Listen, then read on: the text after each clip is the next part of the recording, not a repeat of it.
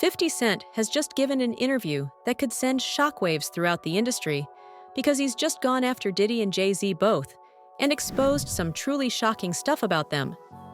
And the interesting thing here is that 50 didn't just stop with Diddy. He's bringing Jay-Z into the mix now too. He's suggesting that Jay-Z and Diddy... Rihanna was trafficked to Def Jam.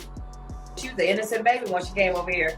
And look She at was her now. 14 going on 15 years old. Flown over without parental supervision in a private plane by a man who was supposed to be a producer who auditioned her at 3 a.m. in the morning in a hotel room. Auditioning at 3 a.m. in the morning, a 14-year-old girl. She was flown to another country. She was taken to Def Jam headquarters. She was left in a conference room alone with Sean Carter for nearly 6 hours alone with no parental supervision. Her father collected a $500,000 check. She has the fastest inked deal in Def Jam history. have been tight from the beginning, collaborating on business, events, and after parties. It's raising questions about what 50 might know that we don't, and what Jay-Z might be trying to hide. 50's teasing that if people think Diddy's bad, they should wait until they hear what's going on with Jay, such as how his marriage is a business arrangement. But what's surprising this time is 50 Cent's tone. He's known for relentlessly mocking Diddy, and while he hasn't stopped entirely, there's a shift. On Instagram, 50 posted, alongside a headline, about Diddy's latest allegations, saying, I ran into you somewhere, and Rihanna she had really never even been heard of at this point. And you walked up to me and said, that's my artist. And I was struck by that. I'd never forget those words. That's my artist. And you were proud, man. And you were like, wow, this is a discovery of mine. And then she exploded. And then, she lit up. How hands-on are you in terms of managing her career? Well, we actually manage her now. We didn't manage her in the beginning. I signed her as an artist on Def Jam. How'd you know? Where do you meet? Where do you find a girl like that? She actually walked into my office. She has a lawyer, Scott Felcher, and he knew Jay Brown, who works with me, and they made the introduction. He played him this song, Upon the Replay, which was her first single she had already. And she walked into the office, and I heard the record, and I was really afraid of the record. It was so big that I thought the record would be bigger than her. Right. I thought the record, she would be the Upon the Replay girl. Forever. Yeah, but I took the meeting anyway. I said, let me just meet her. And beautiful when girl. I met her that day, I knew she was a star. Like, just her look, the way she walked into a room and her confidence, and she performed in my office. And she was, 17 years old at that point? She was 16. 16, and she has the confidence of it. She's like an old soul in a sense, right? Absolutely. So she walks in your office, and what, she just belts out a tune? Belts out a tune, she performs, and I tell her, there's no way out of this office. I signed her that day. Wow. Okay. Everything is there. So we signed her that night. We didn't let her leave the office. Really? The 3 a.m. was when that contract got signed. So from the meeting around 3, 4 in the afternoon, we signed it by 3 a.m. Wow. That day, I was absolutely certain. How often does that happen? Damn, I hope he all right. If you're cool with him, check on him. All jokes aside, this was right after he sarcastically predicted Diddy's legal trouble, saying, I told you, here they come in 5, 4, 3, 2, 1. 50's sarcasm is nothing new. He's always had a sharp tongue when it comes to Diddy. When Cassie's lawsuit against... She was ashamed, unwilling to speak until now. To those of us who thought, how could it happen to someone so strong? I am strong. This happened to me. I didn't cause this. I didn't do it. This happened to me, and it can happen to anybody. There are a lot of women who've experienced what I did, but not in the public. So it made it really difficult. I just felt like, oh my God, here goes my little bit of privacy, just exposed. Like, it's something that nobody wants anybody to know. So here I am, the whole world knowing. Why be ashamed? Because I didn't want people to think that that's the kind of person I fell in love with that person. That's embarrassing. That's embarrassing that that's the type of person that I fell in love with. So far in love, so unconditional that I went back. On average, I think it takes a woman 7 times before she leaves. 8 or 9, actually. And I don't want that to happen. That's not what I want to teach people. Since Diddy came out, 50 posted, "Damn, brother love, you out here looking crazy as AF," with a photo of himself peering into the camera. When Diddy settled the lawsuit a day later, 50 didn't hold back, saying, "LOL, he paid that money real quick. Should have done that before the sharks saw the blood in the water." Given all of 50's history of ridiculing Diddy, his more serious tone. Well, another celebrity has been caught up in the Sean Combs legal and PR saga. Maybe nightmare is the way to say it. This time, R&B superstar Chris Brown is who we're talking about. The Grammy Award-winning musician behind tracks like Forever, Under the Influence, Run It. Well, an unnamed woman who only goes by Jane Doe spoke out in a new documentary on Investigation Discovery. It is called Chris Brown, A History of Violence. And she claims that what was supposed to be a night of glamour and excess on a Miami yacht turned essentially into a terrifying situation. She accuses Chris Brown of drugging and raping her at a party on this yacht. And this yacht was docked outside of Combs' Miami mansion back in December of 2020. And that essentially she was walking into a trap. As the champagne flowed and music pulsed, Brown allegedly handed her drink after drink. She said, quote, "I don't remember if I saw him pour it, but I just drank it, and he just hands me another drink." She says in the documentary, "As I'm standing there, I did start to feel kind of tired and my body was feeling a little heavy." And that is when Brown allegedly led her to a bedroom on the yacht, sprawled out on the bed, and then climbed up on top of her. And literally through tears, she says on the documentary how she couldn't move. And that is when she says Chris Brown assaulted her. The details are stomach churning, but Doe describes feeling so disgusted as Brown allegedly kissed her and literally muffled her protests so she couldn't scream out. She essentially claims that she was powerless to stop the assault, that she was trapped in this drug-induced haze. Tone lately has caught people off guard. Many believe that if 50 is toning down his jokes, it might mean something bigger is coming, and Diddy could be facing. Diddy turned me down. So how did the meeting go, and then what did Diddy say? Why did he turn you down? We get into the office, so we do the performance, like, we nervous, but we just do the shit, boom, all right. And so he was just like, cool. He said, "Yeah, I like this crew. I don't like this light-skinned nigga over here, this little nigga over here. Fuck, I ain't home." I said, that's just melted in that goddamn office at 2. I said, "Look, I'm fucked up." And you 12 years old. Yeah. I was in that elevator probably crying like a mother. But so, I gotta ask. Yeah. Your partner was dark skinned? I mean, I gotta ask. Yeah, my brother was dark skinned. All right. Facing even more serious consequences. There's speculation that 50 knew about Diddy's situation before it even became public because he was talking about it just before the news broke. 50 Cent's long history of taunting Diddy isn't new. He's been throwing jabs at Diddy for years, even suggesting that Diddy was involved in orchestrating the Tupac shooting. Recently, G-Unit rapper Tony Yayo confirmed in an interview with Vlad TV that 50 and Diddy had a meeting about a potential deal that didn't go through. According to Yayo, not signing 50 Cent was one of the biggest mistakes Bad Boy ever made.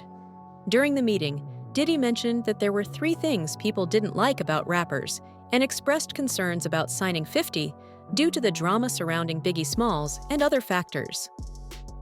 This meeting apparently happened after 50 released his 19. What does Tony Busby say about Jay-Z, the artist, the businessman? Well, the complaint begins. Defendant Sean Combs, along with his longtime friend and collaborator, Sean Carter, drugged and raped a 13-year-old girl at an after-party following the 2000 Video Music Awards. Another celebrity stood by and watched as Combs and Carter took turns assaulting the minor.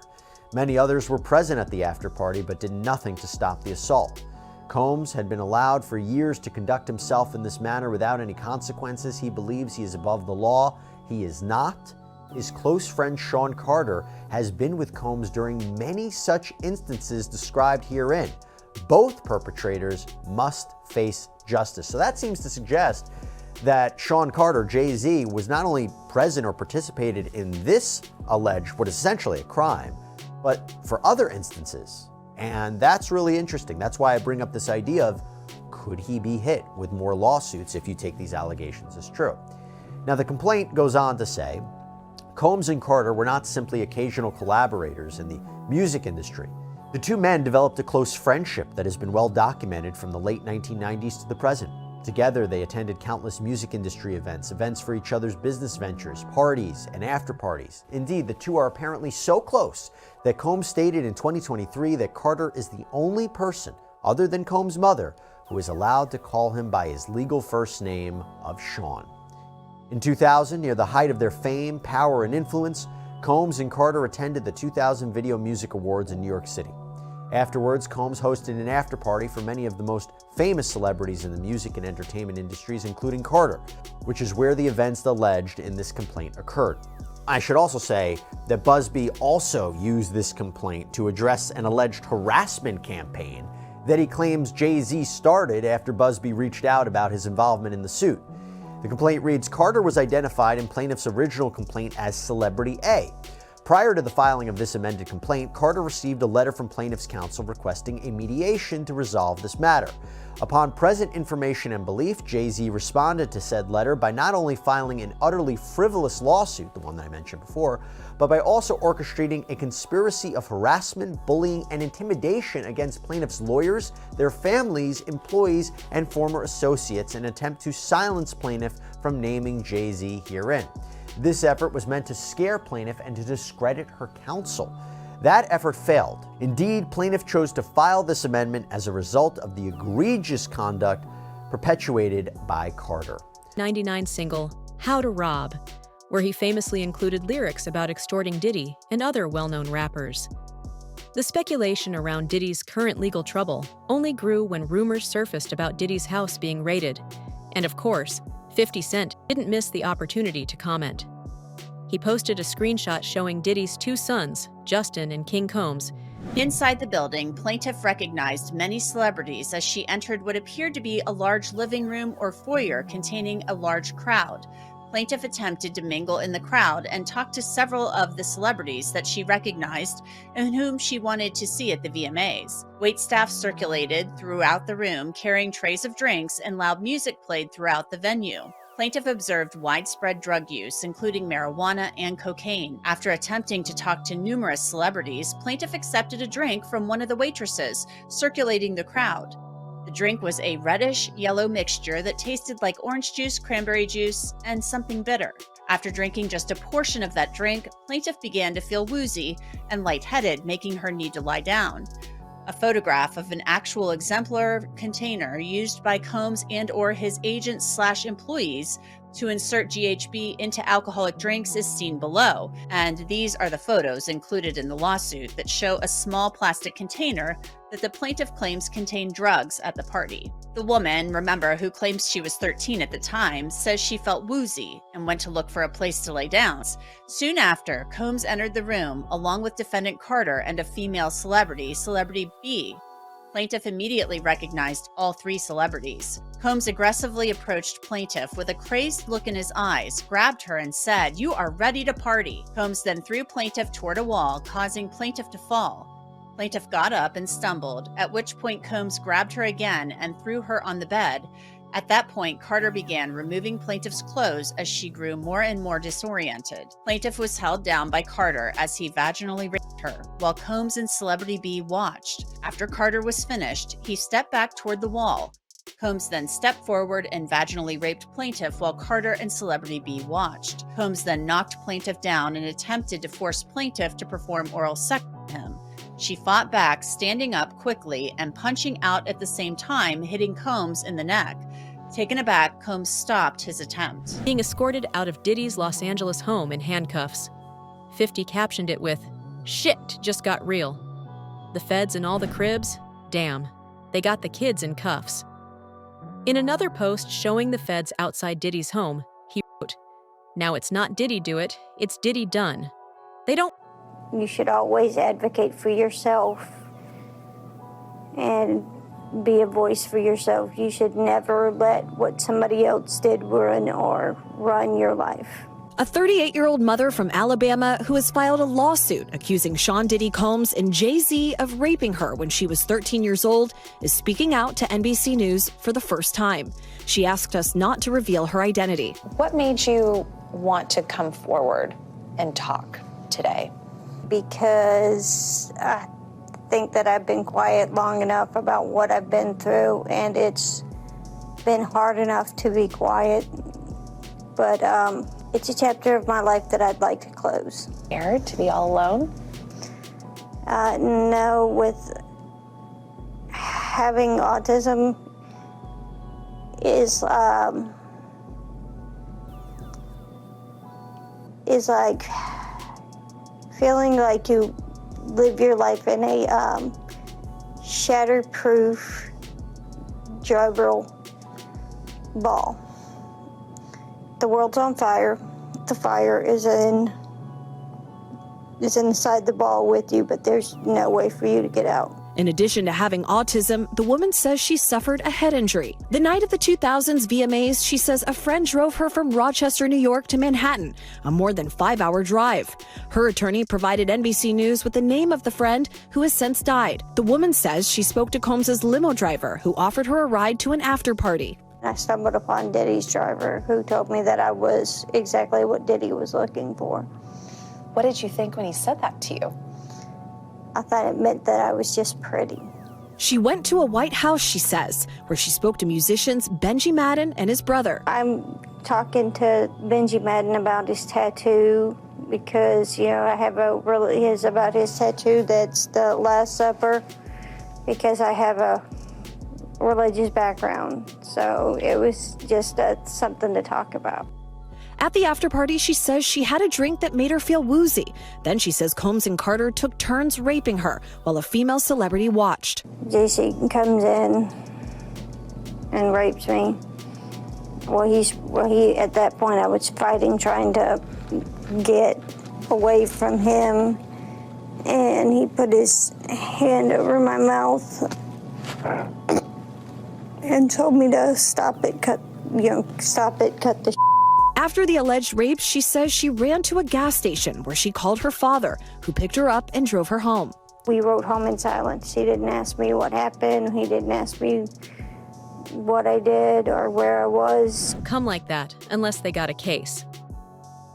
This view has been corroborated by many people who were close to Diddy once upon a time. It seems like 50 Cent is capitalizing on Diddy's recent legal trouble to keep their long-standing feud alive. 50, whose real name is Curtis Jackson, posted a video made by a social media user labeling Diddy as too freaky for society. Isolated one-off case that he has to defend. Or potentially it could be a Me Too type situation where other victims come forward. Obviously, we saw that with Diddy and Cassie Ventura. So the coming days and weeks are really going to be telling. And Tony Busby says he has more than 100, maybe up to 300 victims he's representing. So it's going to be interesting to see if any of them also name Jay-Z. And Nima, if such a high-profile name like Jay-Z has come out, could more celebrity names be tied to these lawsuits? What do you think we can expect? No question. This may just be the first celebrity domino, and Jay-Z was unmasked as celebrity A, but let's not forget there's a celebrity B in that same lawsuit that allegedly witnessed the sexual assault, a female celebrity. And there was someone who went on CNN earlier this week and said that his sexual assault was witnessed by another celebrity as well. So I think we're going to see more celebrity names identified very soon. All right, Nima Rani, thank you so much for joining us. As you said, this is one that has entered the court of public opinion. It's nice to have your actual legal advice on this one. 50 didn't hold back, adding a sarcastic caption, "Ran off and left the kids in the whole house. Yo, he doing the race, said, fuck. It." This comes right after federal agents conducted raids on Diddy's homes in California and Florida. Naturally, rumors spread that 50 might have tipped off the feds, only adds more fuel to their ongoing rivalry. Why haven't anybody came out defending Diddy? All these celebrity friends he have, and nobody came out. They brand. It's all about the money. They saw what he did to Cassie. With the kicking, the punching. They saw what they did to Cassie. They know that nobody in America liked that. So now, these people are represented by a brand. Whether it's some about the music, clothing, movies. They're not gonna come out and speak on nothing that has anything to do with them. And they praying that they not on the tape doing crazy stuff, being oiled up in the whole 9 yards. They praying. So until the feds say, hey, yo, listen here. We got you on, hey, buddy, we got you on this tape. And girl looked like she was pretty young. We're not gonna show it, but we need you to come and testify against Brother Love, P. Diddy, Puff Daddy, you know, Sean Combs. That's when they're gonna start talking. And they're not gonna be talking in his favor. When the feds come to them and show them what they got on tape, because if he had 250 tapes all over, 250 cameras all over the house, somebody got caught stealing a cookie out the cookie jar. It could be your favorite pastor. It could be your favorite politician. But they didn't think they was being watched. And Brother Love was watching. Yeah, I mean, TD Jakes, he haven't even came out and said anything. And him and Diddy was real cool. Amen. Amen. Yeah, man. And I know the people in the congregation over there is shaking in their boots because this man didn't led them probably, allegedly, probably led them to damnation because those people's hearts are going to be broken if that man is seen on those tapes doing anything.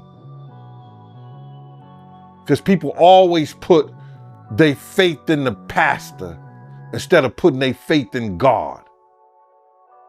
And what they need to do is understand that he's just a man. And he has a history. It's not looking too good for him. So you feel like celebs are worried that they might be on tape? Oh, they know. That's why they ain't speaking up or saying nothing. Yeah, I was at a Diddy party, but I know I ain't do nothing.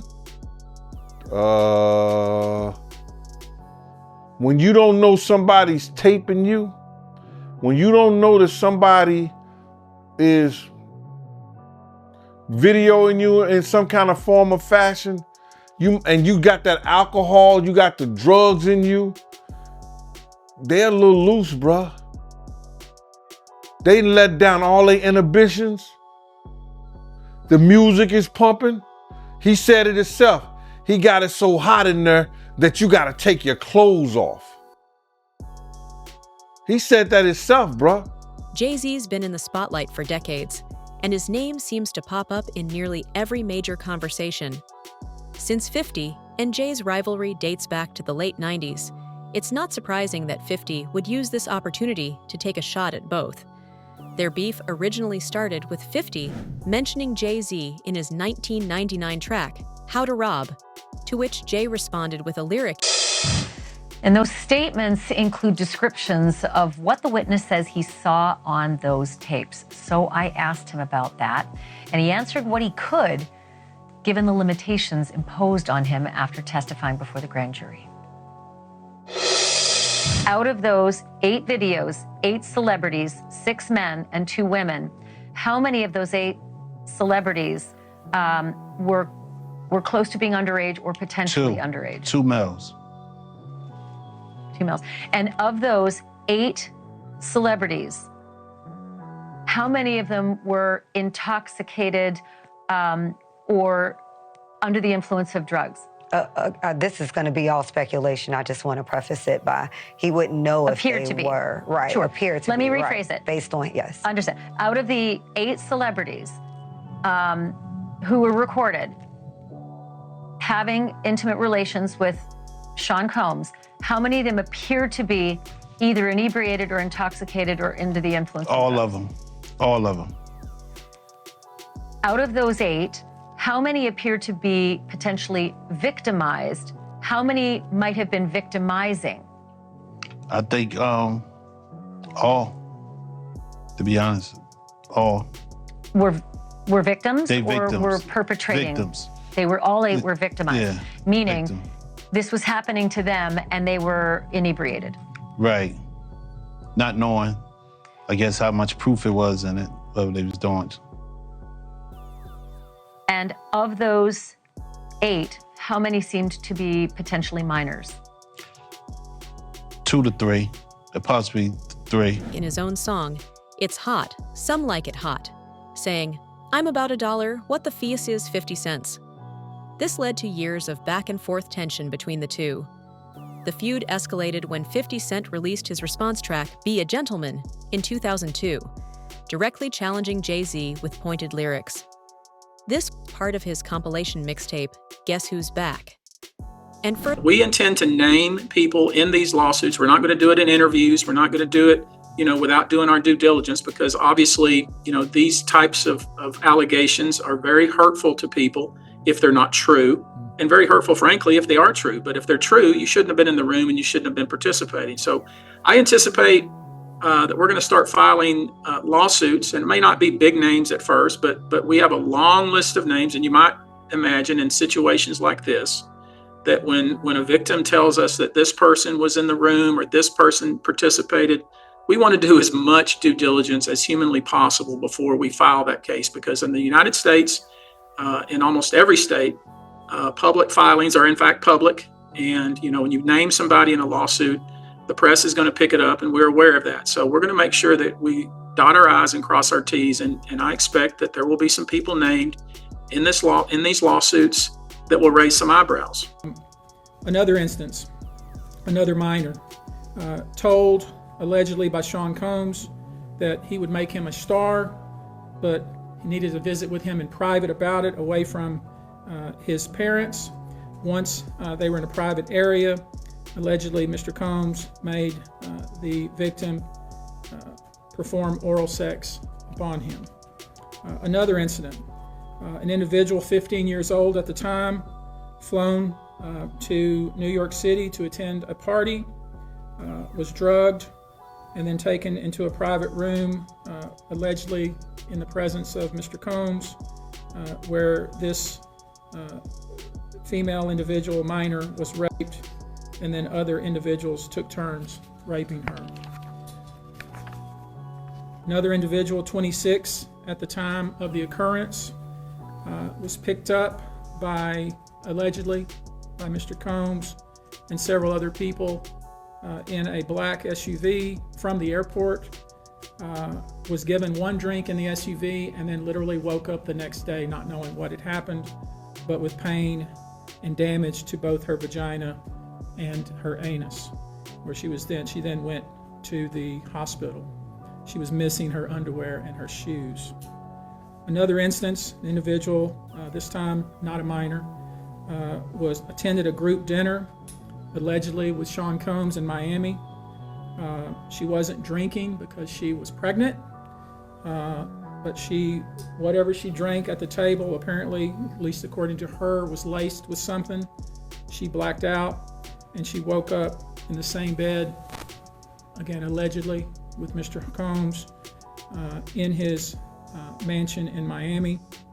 Her vagina and her anus were torn and sore. Further intensified the rivalry between these two rap heavyweights. But surprisingly, despite all the tension, both 50 Cent and Jay-Z have acknowledged that the rivalry helped elevate 50's career.